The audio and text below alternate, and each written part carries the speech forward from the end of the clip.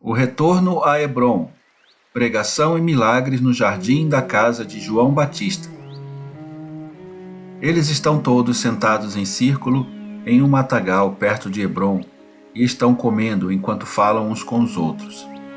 Judas, que agora tem certeza de que Maria irá para a casa de sua mãe, está no melhor dos espíritos e se esforça para apagar a memória de seu mau humor com seus companheiros e as mulheres derramando sua atenção sobre eles.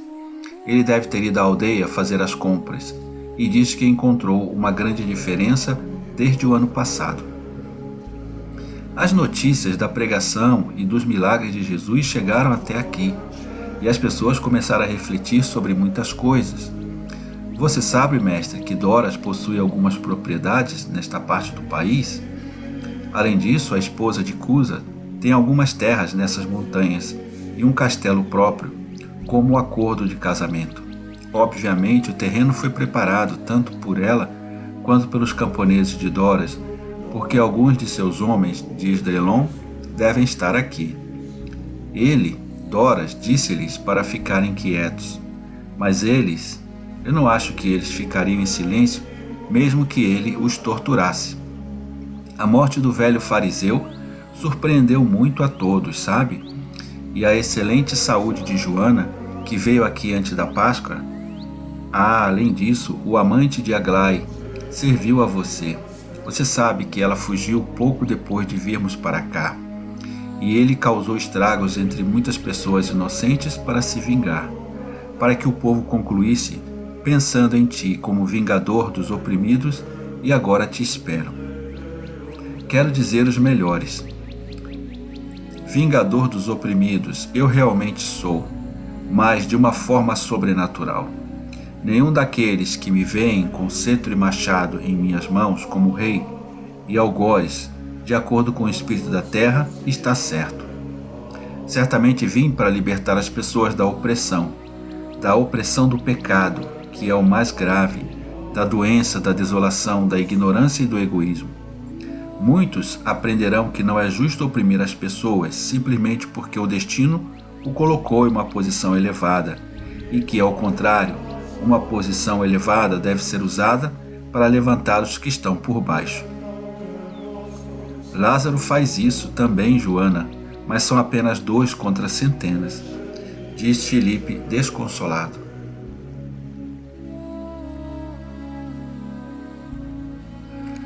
Os rios não são tão largos nas nascentes como nos estuários. Umas gotas, um fio d'água, mas depois há rios que parecem mar na boca. O Nilo, hein? Sua mãe me contou sobre a época em que tu foste ao Egito. Ela sempre me dizia: um mar, acredite em mim, um mar verde azulado. Ver isso na enchente é um sonho. E ela me falou das plantas que parecem brotar da água e de todo o verde que parecia ter ficado com a água que vazava, diz Maria de Alfeu. Bem, digo-vos que, como o Nilo na sua nascente é um fio de água e depois se torna o gigante que é, então o pequenino fio de gente grande que por ora se curva com amor e por amor pelo menor dos seus irmãos, se tornarão uma multidão mais tarde. Por enquanto, Joana, Lázaro, Marta, mas quantos? Jesus parece estar vendo aqueles que serão misericordiosos com seus irmãos e ele sorri, arrebatado em sua visão. Judas confidencia que o chefe da sinagoga queria ir com ele, mas ele não se atreveu a tomar uma decisão sozinho. Lembra-se, João, de como ele nos expulsou no ano passado? Lembro-me, mas vamos perguntar ao mestre. E quando Jesus é questionado, ele diz que eles irão para Hebrom. Se o povo os quiser, eles vão chamá-los e eles vão parar. Caso contrário, eles passarão sem pausa. Portanto, veremos também a casa do Batista. A quem pertence agora? A quem o quiser, penso eu. Chamai foi embora e nunca mais voltou. Ele tirou servos e móveis. Os cidadãos, para se vingarem de seu abuso de poder, derrubaram o muro do recinto e a casa passou a pertencer a ninguém. Pelo menos o jardim tem. Eles se reúnem lá para venerar seu Batista. Dizem que Shammai foi assassinado. Não sei por quê, aparentemente por causa das mulheres. Que complô imundo do tribunal! Sussurra Natanael por entre a barba. Eles se levantam e vão em direção a Hebrom, em direção à casa do Batista. Quando eles estão quase lá, eles veem um grupo de cidadãos se aproximando um tanto hesitantes. Eles parecem curiosos e envergonhados.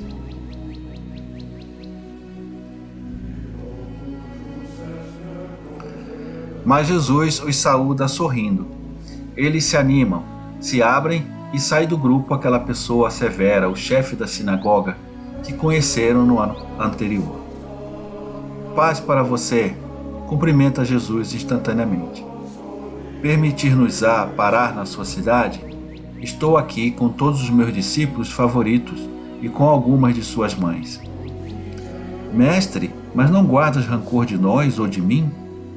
Rancor, não sei o que é, nem sei por que devo suportar. Ano passado te ofendi. Você ofendeu um desconhecido, pensando que era seu direito fazê-lo. Mais tarde você entendeu e ficou triste por ter feito isso. Mas isso é passado. E assim como o arrependimento cancela o pecado, o presente apaga o passado. Agora não sou mais desconhecido para você. Então, quais são seus sentimentos em relação a mim? De respeito, Senhor. De desejo. Desejo? O que vocês querem de mim? Conhecer-te melhor do que agora. Quão? De que maneira? Através da tua palavra e das tuas obras, recebemos notícias sobre ti, sua doutrina, seu poder, e fomos informados de que esteve envolvido na libertação de Batista. Portanto, não o odiaste, não tentaste expulsar o nosso João. Ele mesmo admitiu que foi por ti que voltou a ver o Vale do Santo Jordão. Fomos até ele e falamos de ti, e ele nos disse: vocês não sabem o que rejeitaram. Eu deveria amaldiçoar vocês, mas eu os perdoo porque ele me ensinou a perdoar e a ser manso. Mas se vocês não desejam ser anatematizados pelo Senhor e por mim, amem o Messias. E não tenham dúvidas. Esta é a sua evidência: espírito de paz, amor perfeito, maior sabedoria, doutrina celestial, mansidão absoluta, poder sobre tudo, humildade total, castidade angelical. Você não pode estar errado quando você respira a paz perto de um homem que diz ser o Messias, quando você bebe o amor que emana dele, quando você passa de suas trevas para a luz, quando vê pecadores sendo redimidos e a carne sendo curada. Então diga: isto é verdadeiramente o Cordeiro de Deus. Sabemos que suas ações são aquelas mencionadas por João. Portanto, perdoe-nos, ame-nos, dê-nos o que o mundo espera de ti.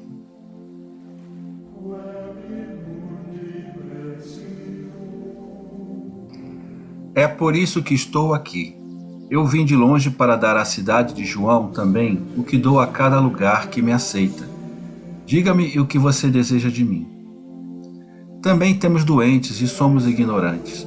Somos ignorantes principalmente no que diz respeito ao que é amor e bondade. João, em seu amor total por Deus, tem uma mão de ferro e uma palavra de fogo e quer dobrar a todos como um gigante dobra uma folha de grama. Muitos cedem ao desânimo porque o homem é mais pecador do que santo. É difícil ser santo. Dizem que tu levantas, não dobras. Tu não cauterizas. Tu usas bálsamos. Tu não esmagas, acaricia.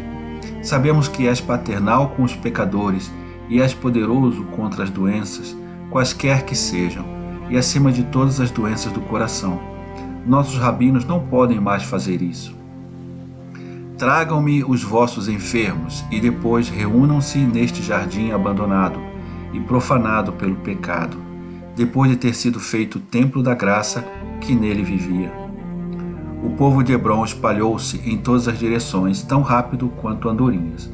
Apenas o chefe da sinagoga permanece e, junto com Jesus e os discípulos, ele vai além do recinto do jardim para a sombra de um caramanchão, onde rosas e vinhas emaranhadas cresceram selvagens. A população está de volta logo. Com eles está um paralítico numa maca, uma jovem cega, um menino mudo e 2 enfermos, cujo problema eu não conheço. Os 2 últimos caminham apoiados por outras pessoas. Jesus saúda cada doente, dizendo: paz convosco. Em seguida ele faz a pergunta gentil: o que você quer que eu faça por você? Seguido do coro de lamentações, à medida que cada um deseja contar a sua própria história. Jesus, que estava sentado, levanta-se e vai até o menino mudo, cujos lábios ele umedece com a sua saliva, e pronuncia a grande palavra: abra! E o repete, umedecendo as pálpebras lacradas da mulher com o dedo umedecido de saliva. Em seguida, estende a mão ao paralítico e diz-lhe: levanta-te! E por fim, impõe as mãos aos 2 enfermos, dizendo: cura-te, em nome do Senhor. E o menino que antes balbuciava diz distintamente: mamãe.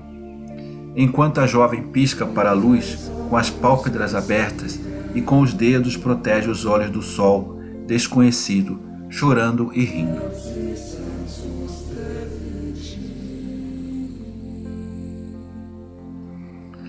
E olha de novo, pela metade, olhos abertos, não se acostumando com a luz, com as folhas, com a terra, com as pessoas e principalmente com Jesus. O paralítico desce ousadamente da maca e seus compassivos carregadores a levantam, vazia como está, para fazer as pessoas de longe entenderem que a graça foi concedida, enquanto os 2 enfermos choram de alegria e se ajoelham para venerar seu Salvador. A multidão grita freneticamente Hosana. Tomé, que está perto de Judas, olha para ele tão intensamente e com uma expressão tão clara que Judas lhe declara: fui um tolo, me perdoe. Quando os gritos cessam, Jesus começa a falar. O Senhor falou a Josué dizendo: fala aos filhos de Israel e dize-lhes: escolhei a cidade de refúgio de que vos falei por meio de Moisés, onde um homem que matou acidentalmente, sem querer, pode encontrar santuário, e assim evita a ira do parente mais próximo, o vingador do sangue. E Hebrom era uma dessas cidades. Também está escrito: e os anciãos da cidade não entregarão o homem inocente àquele que deseja matá-lo, mas o receberão e designarão um lugar para morar, e ele ficará lá até que apareça para julgamento e até a morte do sumo sacerdote, então em exercício. Só então ele pode voltar para sua cidade e para sua casa. Essa lei já contempla e prescreve o amor misericordioso para com o próximo. Deus promulgou essa lei porque não é legal condenar sem interrogar o acusado. Nem é legal matar em um acesso de ira. O mesmo pode ser dito em relação aos crimes e acusações morais. Não é legal acusar a menos que se saiba, nem se pode julgar sem interrogar o acusado. Mas hoje em dia, uma nova série de sentenças e acusações foram acrescentadas àquelas já existentes a respeito dos pecados usuais ou alegadas ofensas, as que movem contra aqueles que vêm em nome de Deus. No passado, eles foram movidos contra os profetas, agora eles são repetidos contra o precursor de Cristo e contra Cristo. Vocês estão cientes disso. Atraído por engano para fora da terra de Siquém, o Batista agora aguarda a morte na prisão de Herodes, porque ele nunca se submeterá à falsidade ou transigência, e sua vida pode ser esmagada e sua cabeça cortada, mas eles não serão capazes de suprimir sua honestidade ou cortar sua alma da verdade, a qual ele serviu fielmente em todas as suas formas divinas, sobrenaturais e morais.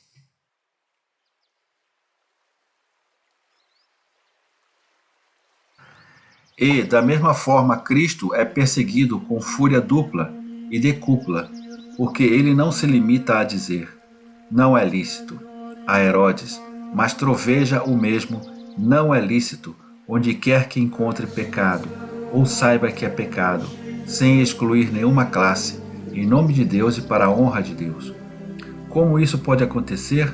Não há mais servos de Deus em Israel? Sim, existem, mas são ídolos. Na carta de Jeremias aos exilados, o seguinte está escrito entre muitas outras coisas.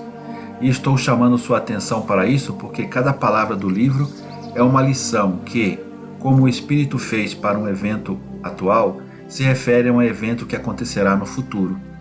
Por isso está escrito: ao entrar na Babilônia, verão deuses feitos de ouro, prata, pedra, madeira. Tenham cuidado, não imitem os estrangeiros, não temam seus deuses. Dizei em seus corações: Senhor, só a ti devemos adorar.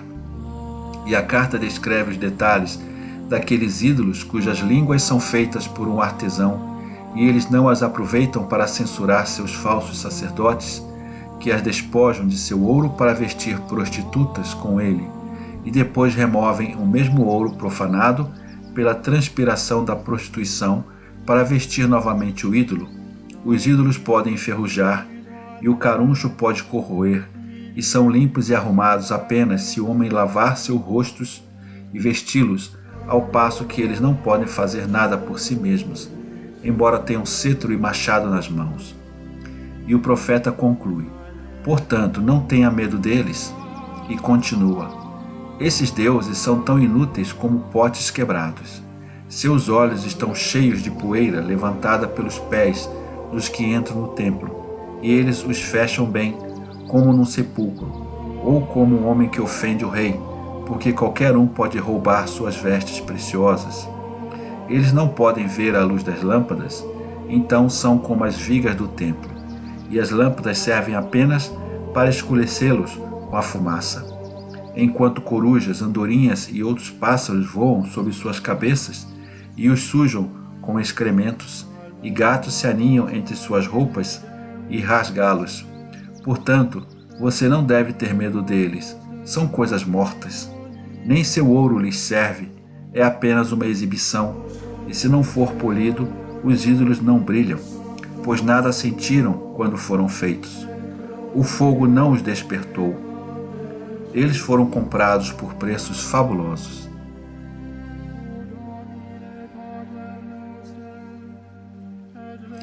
Eles são carregados para onde o homem deseja levá-los, porque são vergonhosamente impotentes. Então, por que são chamados de deuses? Porque eles são adorados com oferendas e um show de falsas cerimônias que não são sentidas por aqueles que as realizam, nem acreditadas por aqueles que as veem. Quer sejam maltratados ou bem tratados, são incapazes de retribuir o tratamento, pois são incapazes de eleger ou derrubar um rei. Não podem dar riqueza nem maldade, não podem salvar um homem da morte ou libertar um homem fraco de um arrogante. Eles não sentem pena das viúvas e dos órfãos, são como as pedras da montanha. É mais ou menos o que diz a carta. Agora também temos ídolos, não mais santos nas fileiras do Senhor. É por isso que o mal pode se levantar contra o bem, o mal que suja com excrementos o intelecto e o coração daqueles que não são mais santos, e se aninha entre as falsas vestes do bem. Eles não podem mais falar as palavras de Deus. Claro, a língua deles é feita pelo homem, e eles falam as palavras do homem, quando não falam as de Satanás. E eles podem apenas reprovar tolamente os inocentes e os pobres, mas ficam calados onde vem a corrupção de pessoas poderosas, porque são todos corruptos e não podem acusar uns aos outros dos mesmos crimes. Eles são gananciosos, não pelo Senhor, mas por Mamon, e trabalham aceitando o ouro da luxúria e do crime, trocando-o, roubando-o, apreendido com desejo imoderado, excedendo todos os limites e imaginação. Eles estão cobertos de poeira, que apodrece neles, e se eles mostram rostos limpos, Deus vê seus corações imundos. Eles estão corroídos pela ferrugem do ódio e pelo verme do pecado, e não podem reagir para se salvar. Eles brandem maldições como se fossem cetros e machados, mas não sabem que estão amaldiçoados.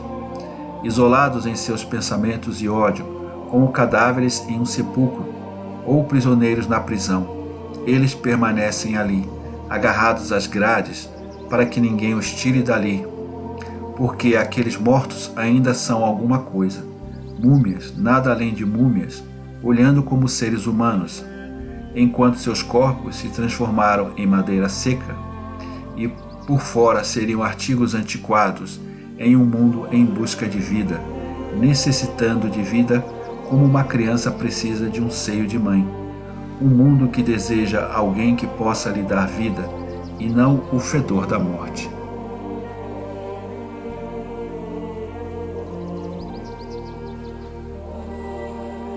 Eles vivem no templo, e a fumaça das lâmpadas, isto é, de honra, os enegrece, mas nenhuma luz desce sobre eles.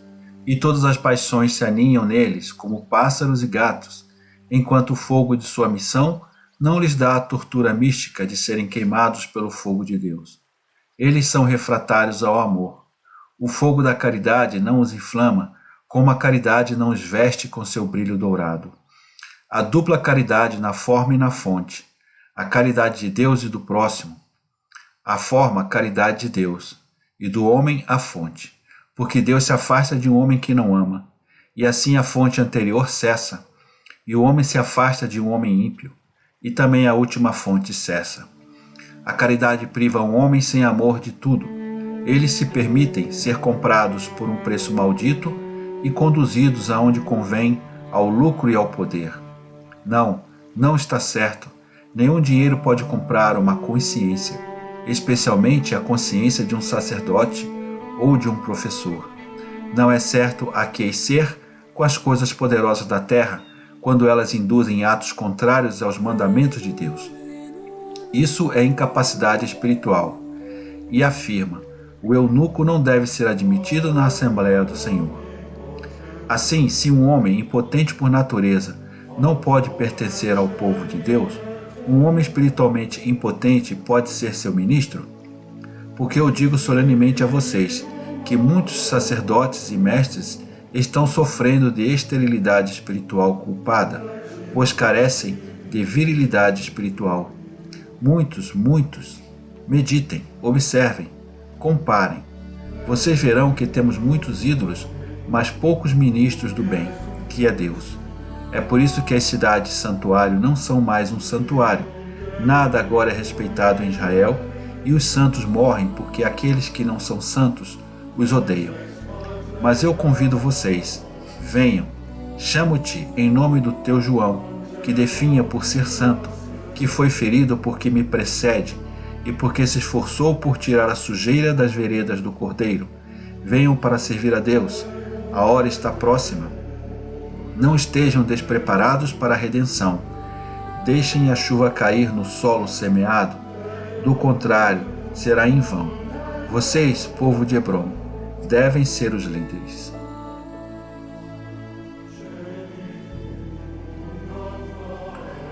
Vocês viveram aqui com Zacarias e Isabel, o povo santo que merecia João do céu. E aqui João espalhou o perfume da graça por meio de sua verdadeira inocência infantil, e do deserto enviou-lhes o incenso anticorrupção de sua graça, que se tornou uma maravilha da penitência.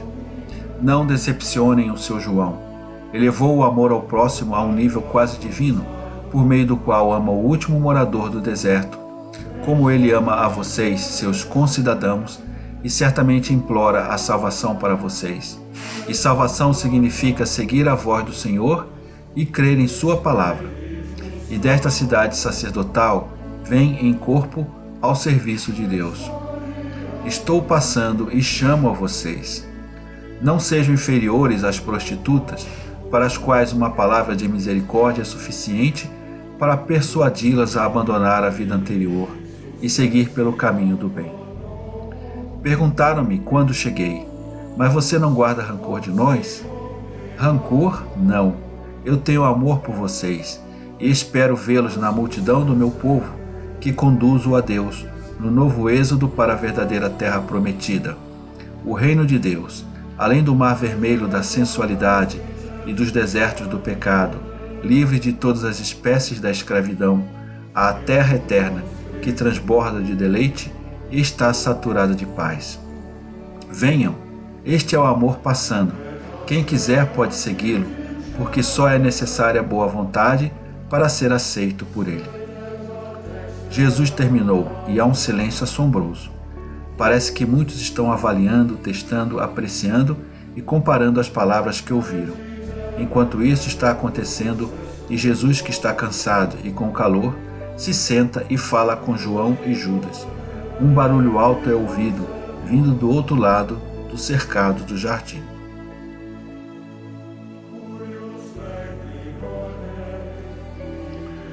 Os gritos, a princípio confusos, tornam-se mais claros. Está o Messias aí? Ele está aí? E quando recebem uma resposta afirmativa, apresentam um aleijado tão deformado que parece um S. Oh, é Machal, mas ele está muito aleijado. O que ele espera? Lá está a mãe dele, pobre mulher. Mestre, o marido dela a abandonou por causa daquele capricho da natureza, o filho dela, e ela vive aqui da caridade, mas ela é velha e não viverá muito. A aberração da natureza, ele realmente é, está agora diante de Jesus. Não é possível ver seu rosto porque ele é tão deformado e torto. Ele parece a caricatura de um homem chimpanzé ou de um camelo humanizado. A sua mãe, pobre coitada, nem sequer fala, apenas geme. Senhor, Senhor, creio. Jesus põe as mãos sobre os ombros tortos do homem, que mal chega à cintura. Olha para o céu e troveja. Levanta-te e anda nos caminhos do Senhor. E o homem dá um sobressalto e depois pula tão direito como o homem mais perfeito. Seu movimento é tão rápido que alguém poderia pensar que as molas que o prendiam naquela posição anormal haviam se quebrado de repente. Ele agora alcança os ombros de Jesus. Ele olha para ele, então cai de joelhos, com sua mãe beijando os pés de seu Salvador.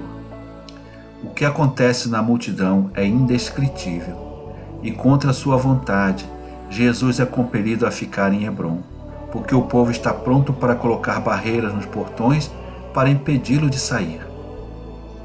Ele então entra na casa do idoso chefe da sinagoga, que mudou tanto desde o ano passado.